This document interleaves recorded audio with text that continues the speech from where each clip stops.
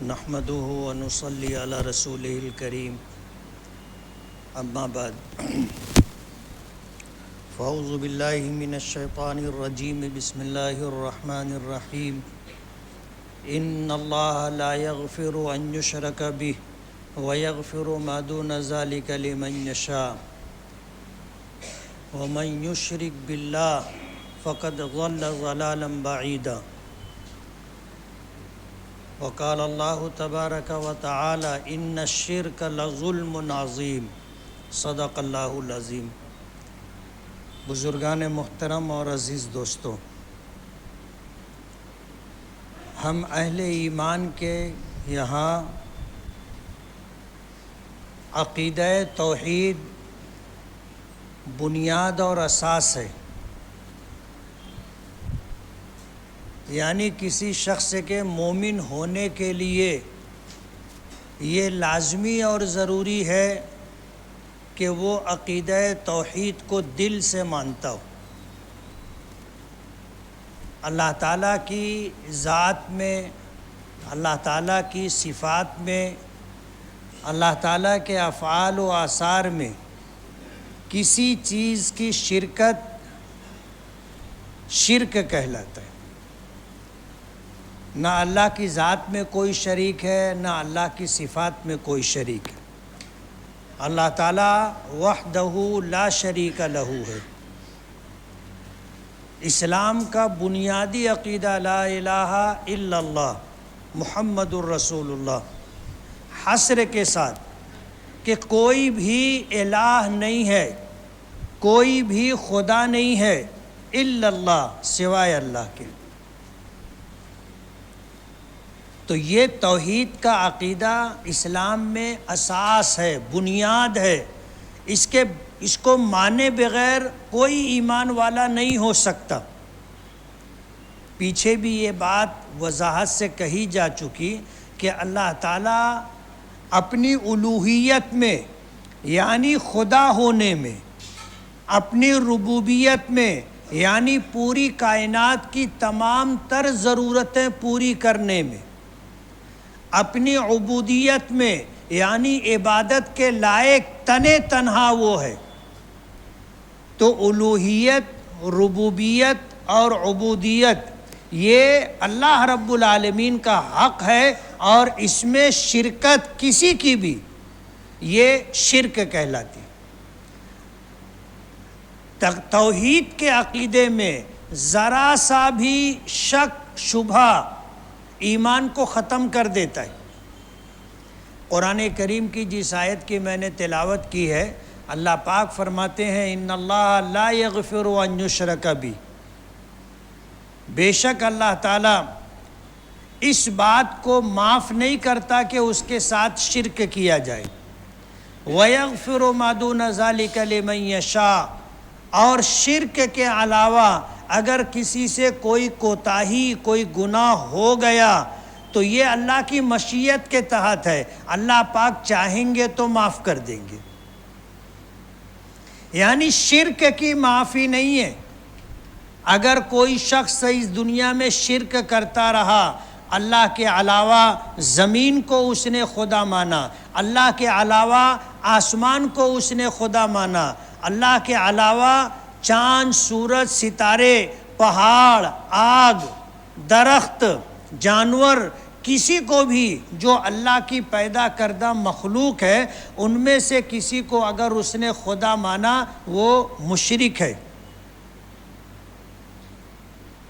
علماء نے لکھا ہے کہ الوہیت یعنی اللہ ہونا مخلوق کے منافی ہے۔ اللہ کے متعلق قل ہو اللہ میں آپ نے پڑھا ہوگا لم یلد ولم یولد، اللہ کو کسی نے جنا نہیں۔ جیسے ہم ہیں، ہماری پیدائش کا سبب ماں اور باپ ہے، اللہ نے ان کو ذریعہ بنایا، اور ماں کے پیٹ سے ہم نے جنم لیا ہے، ہماری پیدائش ماں کے پیٹ سے ہوئی ہے۔ اللہ تعالیٰ کو اس طرح کسی نے جنا نہیں ہے۔ وَلَمْ يُولَدْ، اور ایسا بھی نہیں ہے کہ اللہ کو کسی اور طریقے سے پیدا کیا گیا ہو۔ نہ اسے کسی نے جنا ہے اور نہ وہ جنا گیا ہے۔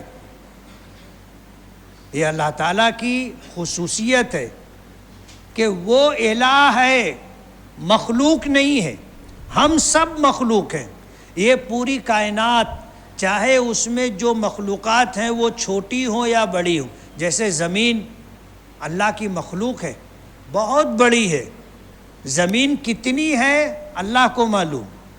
آسمان بہت بڑا ہے، اتنا بڑا ہے کہ ساری زمین اور سارے سمندر یہ اسی آسمان کے تحت ہے، نیچے ہیں۔ لیکن نہ زمین خدا ہو سکتی ہے نہ آسمان خدا ہو سکتا ہے۔ وجہ اس کی یہ ہے کہ زمین بھی مخلوق ہے، اسے اللہ نے پیدا کیا ہے۔ آسمان بھی مخلوق ہے، اسے اللہ نے پیدا کیا ہے۔ سورج بھی مخلوق ہے، اسے اللہ نے پیدا کیا ہے۔ چاند بھی مخلوق ہے، اسے اللہ نے پیدا کیا ہے۔ اور اس کائنات میں نہ جانے کتنے سیارے، چاند سورج کی طرح کتنی مخلوقات ہیں جنہیں ہم نے دیکھا نہیں اور جانتے بھی نہیں، وہ سب مخلوق ہے۔ تو جس طرح الہ مخلوق نہیں ہو سکتا، اسی طرح کوئی مخلوق الہ اور خدا نہیں ہو سکتی۔ یہ ہے عقیدہ توحید، اور یہ سب سے اہم اور بنیادی چیز ہے۔ اگر کوئی شخص اس دنیا سے گیا اس حال میں کہ اس کے پاس ایمان یعنی عقیدہ توحید ہے تو اس کی نجات ہو جائے گی، اور اگر کوئی دنیا سے اس حال میں گیا کہ اس کے پاس توحید کا عقیدہ نہیں تھا، اس سے یہ غلطی ہو گئی کہ اس نے اللہ کی ذات میں یا اللہ کی صفات میں یا اللہ کے افعال و آثار میں کسی چیز کو شریک مانا یا اللہ جیسا مانا، تو وہ شرک کا مرتکب ہوا ہے، اس کے پاس توحید نہیں ہے۔ یہ جب میدان محشر میں جائے گا تو اس کی بخشش نہیں ہوگی۔ یہ اللہ پاک کا اعلان ہے قرآن کریم میں، اور ایک سے زائد مقامات پر ہے۔ ان اللہ لا یغفر ان یشرک بہ، اللہ تعالیٰ شرک کو معاف نہیں کرے گا۔ ویغفر ما دون ذلک لمن یشاء، اور شرک کے علاوہ باقی تمام گناہ اللہ کی چاہت کے تحت ہیں، اللہ چاہیں گے معاف کر دیں گے، لیکن شرک کی معافی نہیں۔ اللہ پاک نے سب سے پہلے انسان حضرت آدم علیہ نبینا علیہ الصلاۃ والسلام کو نبی بنا کر کے بھیجا۔ ایک پیغام تھا، ایک بات کی دعوت تھی کہ انسانوں کو اس بات کی دعوت دی جائے کہ وہ اللہ وحدہ لا شریک لہ کی ربوبیت، الوہیت اور عبودیت کو مانے اور اس میں کسی کو شریک نہ ٹھہرائیں۔ خود نبی کریم صلی اللہ علیہ وسلم جب نبوت و رسالت سے سرفراز ہوئے تو مکے میں رہتے ہوئے یہی پیغام دیتے رہے کہ یا ایھا الناس قولوا لا الہ الا اللہ تفلحوا، اے لوگو لا الہ الا اللہ کہو، لا الہ الا اللہ کو مانو، کامیاب ہو جاؤ گے۔ کل قیامت کے دن میدان محشر میں حساب و کتاب کا آغاز اور ابتدا یہیں سے ہوگی۔ اگر کسی شخص کے پاس ایمان ہے، عقیدہ توحید ہے ایک طرف، اور جن کے پاس ایمان اور عقیدہ توحید نہیں ہے انہیں ایک طرف کر دیا جائے گا۔ سورہ یاسین میں اللہ پاک نے فرمایا وَامْتَازُوا الْيَوْمَ أَيُّهَا الْمُجْرِمُونَ، علماء نے لکھا ہے کہ وَامْتَازُوا الْيَوْمَ أَيُّهَا الْمُجْرِمُونَ میں مجرمون سے مراد مشرکین ہیں، جنہوں نے اللہ کے ساتھ اس کی ذات و صفات، افعال و آثار میں کسی چیز کو اگر شریک مانا ہے، میدان محشر میں ان کو عقیدہ توحید رکھنے والوں سے الگ کر دیا جائے گا۔ اور جنہوں نے شرک یا کفر کیا ہوگا ان کا حساب کتاب نہیں ہوگا، وہ بغیر حساب کتاب کے جہنم میں جائیں گے، ان کا کوئی حساب و کتاب نہیں۔ اگر انہوں نے اس دنیا میں کوئی بھلا کام کیا ہوگا، کوئی بھلا کام کیا ہوگا تو اس کا صلہ اور بدلہ ان کو دنیا ہی میں دے دیا جائے گا، آخرت میں ان کے لیے کسی بھلائی کا کوئی بدلہ نہیں ہے۔ اگر وہ شرک اور کفر کے ساتھ اس دنیا سے گئے تو بغیر حساب و کتاب انہیں جہنم میں بھیج دیا جائے گا۔ حساب و کتاب ان لوگوں کے لیے ہے جن کے پاس ایمان ہے، جن کے پاس عقیدہ توحید ہے، ان کا حساب و کتاب ہوگا۔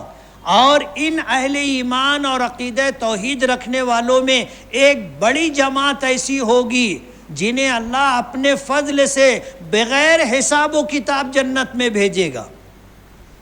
ایک بڑی تعداد ایسی ہوگی جن کا حساب نہیں ہوگا، اور حساب نہ ہونے سے مفہوم یہ ہے، اس کا مطلب یہ ہے کہ اللہ کی بارگاہ میں پیشی ہوگی، ان کے نام اعمال لائے جائیں گے، کھولے نہیں جائیں گے، اللہ کی بارگاہ میں پیش کیے جائیں گے اور پھر اسے ہٹا لیا جائے گا، اور ان کے لیے بغیر حساب و کتاب جنت میں جانے کا فیصلہ ہو جائے گا۔ اب جو اہل ایمان بچیں گے، جو بغیر حساب و کتاب جنت میں نہیں جا سکے، ان کا حساب و کتاب ہوگا، ان کی نیکی دیکھی جائے گی، ان کے گناہ اور نافرمانیاں دیکھی جائیں گی، اور اسے تولا جائے گا۔ نیکی کا پلڑا جھک جائے تو اسے جنت میں بھیج دیا جائے گا، اور اگر گناہوں کا پلڑا جھک گیا تو پھر اللہ کی مشیت پر ہے، اللہ پاک چاہے تو معاف کر کے جنت میں بھیج دے، اور چاہے تو گناہوں کے بقدر اسے سزا کے لیے جہنم میں ڈال دیا جائے۔ لیکن اس کے پاس ایمان تھا، عقیدہ توحید ہے، تو جو گناہ اس نے کیے ہیں اس کی سزا بھگت لینے کے بعد انہیں جہنم سے نکال کر کے جنت میں ڈال دیا جائے گا۔ لیکن جس کے پاس توحید نہیں ہے، ایمان نہیں ہے، وہ ہمیشہ ہمیشہ جہنم میں رہے گا، کبھی جہنم سے نکالا نہیں جائے گا۔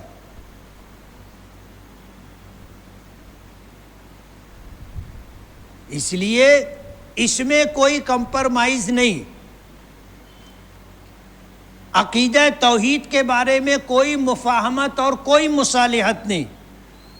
ہم بمبانگ دوحل کہتے ہیں لا الہ الا اللہ محمد الرسول اللہ، ہم اپنے عقیدے کا اظہار کرتے ہیں اور گواہی دیتے ہیں اشہد ان لا الہ الا اللہ و اشہد ان محمدً عبدہ و رسولہ۔ یہ ہمارا عقیدہ ہے اور یہ ہماری گواہی ہے۔ ہم اشہد ان لا الہ الا اللہ اس لیے کہتے ہیں کہ اللہ تو سن ہی رہا ہے، اللہ کی مخلوق بھی سن کر کے گواہ ہو جائے کہ یہ اللہ تعالیٰ کی وحدانیت کا عقیدہ رکھتا ہے، اور اس بات کی گواہی دے رہا ہے کہ اللہ کے سوا کوئی معبود نہیں۔ اس بات کی فکر ہونی چاہیے کہ ہمارا عقیدہ توحید متاثر نہ ہو، اس میں ذرا بھی شک شبہ نہ پیدا ہو۔ یقین کامل یعنی دل کے یقین کے ساتھ اس عقیدے کا نام ایمان ہے۔ اب ہم اس میں کتنے پکے ہیں، میں آپ کے بارے میں یا آپ میرے بارے میں فیصلہ نہیں کر سکتے۔ میرے دل میں کیا ہے میرے رب کے علاوہ کسی کو معلوم نہیں، اور آپ کے دل میں کیا ہے اللہ کے سوا کوئی نہیں جانتا۔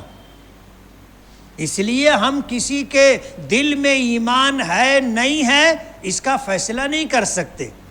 ہم تو دیکھیں گے وہ کہتا کیا ہے۔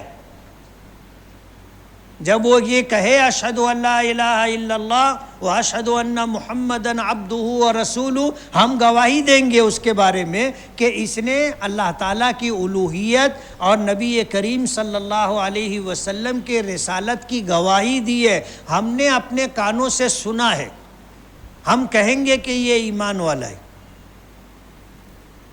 حساب و کتاب اللہ دیکھیں گے. ہم نے جو سنا، ہم نے جو دیکھا، ہم اس بات کی گواہی دیں گے. عقیدہ توحید ہمارا بنیادی عقیدہ ہے، اور کل میدان محشر میں اسی پر فیصلہ ہوگا. جس کے پاس ایمان عقیدہ توحید ہے اسے ایک طرف کر دیا جائے گا، جس کے پاس نہیں ہے اسے الگ کر دیا جائے گا. اور جن کے پاس ایمان نہیں ہے بغیر حساب و کتاب جہنم میں جائیں گے اور ہمیشہ ہمیشہ جہنم میں رہیں گے. اور جن کے پاس ایمان ہے ایک بڑی جماعت ان میں سے بغیر حساب و کتاب جنت میں جائے گی. جو بچیں گے ان کا حساب و کتاب ہوگا. پھر اللہ پاک جس کو چاہیں معاف کر دیں، جس کو چاہیں سزا دے، اور سزا بھگتنے کے بعد پھر اسے اللہ پاک جہنم سے نکالیں گے اور جنت میں داخل فرمائیں گے. آج دنیا اسی کے پیچھے پڑی ہے. ہمارا بنیادی قرآن کریم میں بنیادی حکم ہے لا اکراہ فی الدین. دین کے بارے میں کسی کے لیے زور زبردستی نہیں ہے. ہم اعلان کرتے ہیں لکم دینکم ولی دین، تمہارے لیے تمہارا دین، میرے لیے میرا دین. دین کے بارے میں لا اکراہ، کوئی جبر، کوئی دباؤ، کوئی پریشر، کوئی زبردستی نہیں. یہ ہر شخص کا ذاتی مسئلہ ہے. وہ چاہے جس مذہب کو قبول کرنا چاہے کرے. اسی لیے دیکھو آج دنیا میں ایک نہیں 57-58 اسلامی ملک ہیں، لیکن وہاں رہنے والے مسلمانوں کے علاوہ جتنی قومیں ہیں ان کے الگ الگ مذہب ہیں، ان کی عبادت گاہیں الگ ہیں. ان کے ساتھ اسلامی ملکوں میں کوئی زور زبردستی نہیں ہے. وہ اپنی عبادت گاہ بنا سکتے ہیں اور اپنے مذہب اور عقیدے کے مطابق عبادت کر سکتے ہیں، پرستش پوجا پاٹ کر سکتے ہیں. اسلامی ملکوں میں انہیں روکا نہیں جاتا. کیوں؟ لا اکراہ فی الدین. دین کے بارے میں کوئی زور زبردستی نہیں ہے. اعلان ہے لکم دینکم ولی دین. لیکن حیرت ہوتی ہے کہ آج ہندوستان میں ہم سے ہمارا عقیدہ توحید چھیننے کی کوشش کی جا رہی ہے. لوک سبھا میں اور راجیہ سبھا میں وندے ماترم کا بل لا کر کے اسے منظور کیا گیا. جمعیت علماء ہند اور مسلم پرسنل لا بورڈ نے اسے قبول نہیں کیا. سپریم کورٹ میں اسے چیلنج کیا کہ یہ اس ملک کے اور اس کے قانون کے خلاف ہے. اس ملک میں بنیادی قانون یہ ہے کہ اس ملک میں رہنے والے ہر شہری کو اپنے مذہب کے تئیں آزادی ہے. وہ جس مذہب کے مطابق چاہے اپنی زندگی گزار سکتا ہے، اس پر کوئی زور زبردستی نہیں ہوگی. یہ سنویدھان کا، ملک کے قانون کا دیا ہوا حق ہے جو ہمارے پاس ہے. اور آج فرقہ پرست طاقتیں، اسلام دشمن طاقتیں، مسلم دشمن طاقتیں اس کے خلاف قانون بنا رہی. وندے ماترم کا قانون پاس ہوا ہے، اس میں ہندوستان کی زمین کو خدا مانا گیا ہے کہ یہ بھارت کی زمین جو ہے یہ خدا ہے. ظاہر بات ہے ہم اللہ کے علاوہ کسی کو خدا نہیں مانتے. زمین تو آسمان کے مقابلے میں چھوٹی ہے. ہم آسمان کو بھی خدا نہیں مانتے. اس آسمان میں سورج کو ہم دیکھتے ہیں، آسمان کے مقابلے میں بہت چھوٹا ہے. ہم اس کو بھی خدا نہیں مانتے، جبکہ وہ پوری کائنات کو روشن کرتا ہے. ہم چاند کو بھی خدا نہیں مانتے. کسی کی عزت کرنا، کسی کا احترام کرنا، یہ اس کو خدائی کا مقام دینا نہیں ہے. خدائی صرف اللہ کے لیے. لا الہ الا اللہ محمد الرسول اللہ، یہ ہمارا عقیدہ ہے. یہ کسی شاعر کی نظم ہے جس میں بھارت کی سرزمین کو خدا مانا گیا ہے اور دیوی دیوتاؤں کو خدا مانا گیا ہے، اور بھی چیزوں کے بارے میں اس طرح کی بات کہی گئی ہے۔ ہم تو کسی پر زور زبردستی نہیں کرتے، اور آپ کو ملک کے قانون نے یہ حق نہیں دیا ہے کہ آپ ہم پر زور زبردستی کریں کہ ہم اپنا مذہب چھوڑ کر کے، عقیدہ توحید چھوڑ کر کے بھارت کی زمین کو ہم خدا مانیں۔ ہمارے مذہب میں اس کی اجازت نہیں۔ اب اگر کوئی ہندوستانی جو مسلمان نہیں ہے یہاں سے چلا جائے اور کسی دوسرے ملک میں جا کر کے وہاں کی شہریت، نیشنلٹی لے لے، تو کیا وہاں کی زمین کو وہ خدا مانے گا؟ اور اگر نہیں مانتا ہے تو تمہارے نزدیک اس کی کیا حیثیت ہوگی؟ آپ ہندوستان میں رہنے والے کسی ہندوستانی کو مجبور نہیں کر سکتے کہ وہ ہندوستان کی سرزمین کو اپنا خدا مانے۔ ہم تو خدا صرف اللہ رب العالمین کو مانتے ہیں، اور اسی عقیدے کے ہم قائل ہیں، اور اسی عقیدے پر ہم جینا بھی چاہتے ہیں، مرنا بھی چاہتے ہیں۔ ہماری خواہش ہے کہ ہم توحید کے ساتھ زندگی گزاریں، اور ہماری چاہت ہے کہ ہم اسی عقیدہ توحید پر مریں۔ نبی کریم صلی اللہ علیہ وسلم نے فرمایا، من کانا آخر کلامہ لا الہ الا اللہ دخل الجنہ، جس شخص کا آخری کلام، آخری بات، آخری جذبہ اور عقیدہ لا الہ الا اللہ ہو، وہ جنت میں جائے گا۔ تو ہم اسی عقیدہ توحید کے ساتھ جینا اور اسی عقیدہ توحید کے ساتھ مرنا چاہتے ہیں۔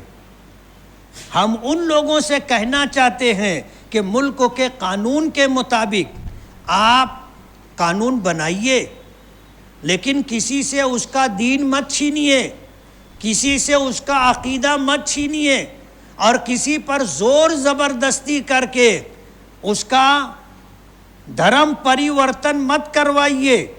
ہر ایک کو آزاد رہنے دیجئے کہ وہ جس عقیدے کے ساتھ اور جس دھرم اور دین کے ساتھ زندگی گزارنا چاہے گزارے۔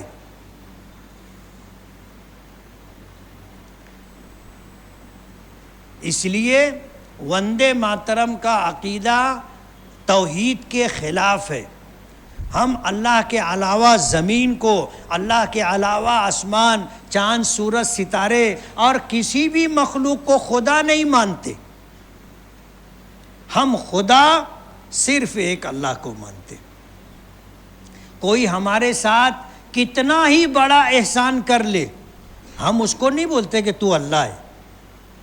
یہ تمہارا عقیدہ ہے کہ تمہارے ساتھ کوئی بھلا کام کر دیتے بولے یار تم تو بھگوان ہو۔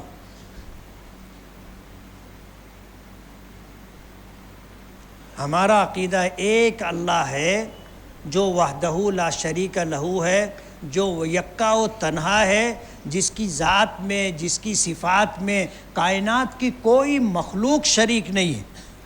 ہم اسی عقیدے کے ساتھ جینا اور اسی عقیدے کے ساتھ مرنا پسند کرتے ہیں۔ یہی ہماری چاہت، یہی ہمارا زندگی کا مقصد ہے، اور ہم انشاءاللہ اسی عقیدہ توحید کے ساتھ جئیں گے بھی، مریں گے بھی۔ اللہ تعالی ہمیں اپنا فضل عطا فرمائے اور ہمارے لیے عقیدہ توحید کے مطابق زندگی گزارنا آسان کر دے، اور جو لوگ ہم سے ہمارا عقیدہ توحید چھیننا چاہتے ہیں اللہ تعالیٰ انہیں ناکام، خاسر اور نامراد فرما دے۔